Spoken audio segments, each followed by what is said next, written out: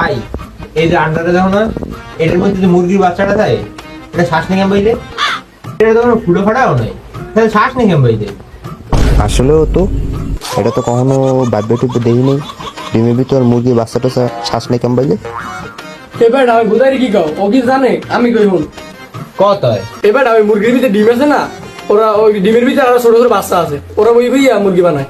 ওই বাচ্চারা ছোট ছোট বোতলে অক্সিজেন ভরে রাখছে, ওই ওরা সারে, এরপরে তো ডিমের ভিতরে অক্সিজেন বোঝা যায়, এরপরে তো শ্বাস পায়। আলার বলদের বাচ্চা কেমনে জানে এগুলা? আন্ডার ব্যাপারটা তো বুঝলাম, কিন্তু পৃথিবীতে মুরগি আগে আইছে না আন্ডা আগে আইছে? মা কি আক এই বলদের বাচ্চা ইয়াও জান না। আরে বেটা, পৃথিবীর ভিতর আগে আইছে মুরগি। হ্যাঁ তুই জানো কেমবাইলে? আগে তো ডিম হইতে পারতে, তুই এক কইলি কেমবে?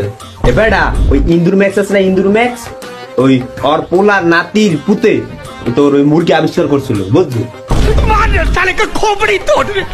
এ বেটা, ও হালা করে মুরগি আগে বানায় দিকা, এই ডিমটা আগে বানাইতে পারতে না?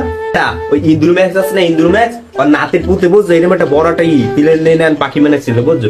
এরপর ওই আশ আর কাউয়া এইরকম মিক্স করতে যাইয়া এক্সপিরিয়েন্স গেছে, মানে এক্সপিরিয়েন্স গেছে ঝামেলা হইয়া, এরপর এমন জোরে তোর যাইয়া আগুন বাড়িছে, ওই আগুনের মামা আগুনের ঠেলা দিয়ে এরকম মুরগি বাইরিতেছে বাইরে বেরিতে পৃথিবী গেছে তলাইয়া মুরগির বাচ্চা, বুঝছো?